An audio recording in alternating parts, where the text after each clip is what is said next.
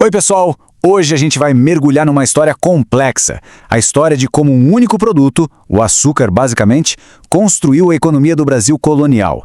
Só que essa construção, essa riqueza toda, veio com um custo humano gigantesco. É uma história que mistura o doce com o amargo de uma forma que, olha, os reflexos a gente sente até hoje. Para entender essa jornada, a gente vai passar por 5 pontos. Primeiro, uma solução doce para ver como tudo começou. Depois, a gente entra por dentro da máquina de açúcar, o engenho. Em seguida, vamos falar do terrível combustível humano que movia tudo isso. Mas nem tudo foi passivo, então vamos ver o espírito de resistência. E por fim, os ecos no presente, para conectar tudo isso com os dias de hoje. Então, vamos lá. Começando pelo começo. Imagina a cena. Século XVI. Portugal tinha essa colônia imensa, o Brasil, mas tinha uma pergunta ainda maior na cabeça. A grande questão era essa. Como fazer dinheiro com aquele território gigante? Terra tinha de sobra, mas faltava um plano. Como transformar tudo aquilo numa fonte de lucro para a coroa portuguesa? E a resposta que eles encontraram foi simples, direta e mudaria tudo para sempre: açúcar. Esse produto, que era um artigo de luxo caríssimo na Europa, virou a grande aposta, o motor da colônia.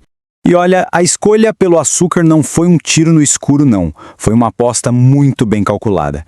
Pensa comigo. Europa estava desesperada por açúcar, pagava uma fortuna por ele. O clima aqui no Brasil? Quente, úmido, perfeito para cana. O solo, especialmente o famoso massapê do Nordeste, era super fértil. E para fechar com chave de ouro, os portugueses já sabiam o que estavam fazendo, já tinham experiência com açúcar em outras ilhas. Era, economicamente falando, a receita para o sucesso.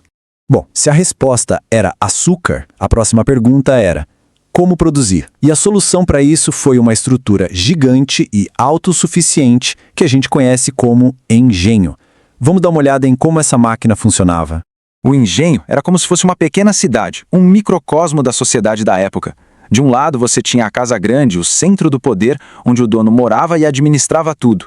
Do outro lado, a senzala, onde a mão de obra vivia em condições terríveis. A capela estava lá para ditar a ordem religiosa e a casa do engenho era o coração pulsante, o centro industrial onde a cana virava açúcar. E essa organização física toda refletia uma ordem social bem rígida, o patriarcalismo. Lá no topo de tudo, com poder absoluto, estava o senhor de engenho. Ele não era só o dono da terra, não. Ele era a autoridade máxima sobre a vida e a morte de todo mundo que vivia ali. E é aqui que a nossa conversa fica mais pesada. Porque essa máquina toda, tão lucrativa, precisava de combustível para funcionar. E esse combustível eram vidas humanas. No comecinho, a tentativa foi de escravizar os povos indígenas. Só que isso não deu muito certo para o plano dos colonizadores. Os jesuítas tentavam proteger, os indígenas conheciam a mata como ninguém e conseguiam fugir. Fora que a cultura deles não se encaixava nessa lógica de trabalho forçado.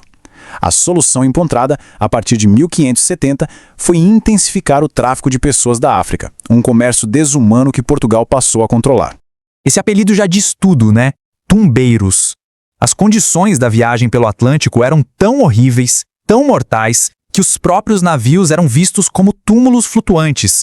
E para justificar uma brutalidade desse tamanho, foi preciso criar um mecanismo mental, uma ideologia. Foi preciso desumanizar. As pessoas escravizadas foram, perante a lei e a sociedade, reduzidas à condição de coisas. Exatamente isso, coisas. Isso as transformava em objetos, em mercadoria que podia ser comprada, vendida, usada até o fim e descartada.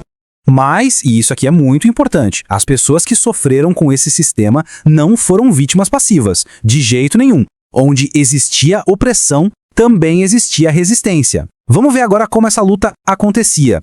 A resistência aparecia de várias formas, às vezes em atos individuais de desafio como manter viva a própria cultura, a própria religião, muitas vezes misturando com o catolicismo, né, que a gente chama de sincretismo, e também existia a resistência coletiva, que eram as fugas em massa que formavam os famosos quilombos, verdadeiros refúgios de liberdade no meio daquele Brasil colonial.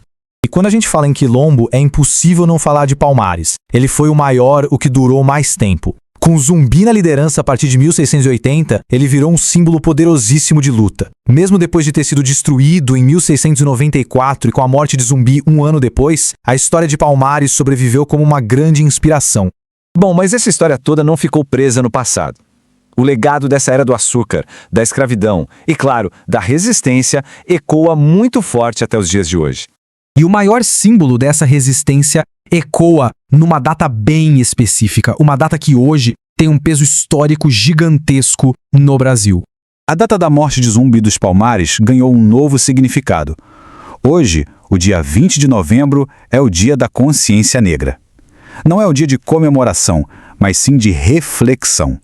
Reflexão sobre tudo que o povo negro construiu no Brasil e sobre a luta contra o racismo, que continua até hoje sendo um legado direto daquele sistema.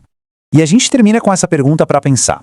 Quando a gente lembra de Zumbi, de Palmares, a história deixa de ser só uma história de sofrimento. Ela passa a ser também uma história de luta, de força, de um espírito que não foi quebrado. Então a pergunta que fica é: como que a memória da resistência muda o jeito que a gente enxerga o nosso passado e encara o nosso presente? A resposta para isso, bom, ela continua sendo escrita todos os dias.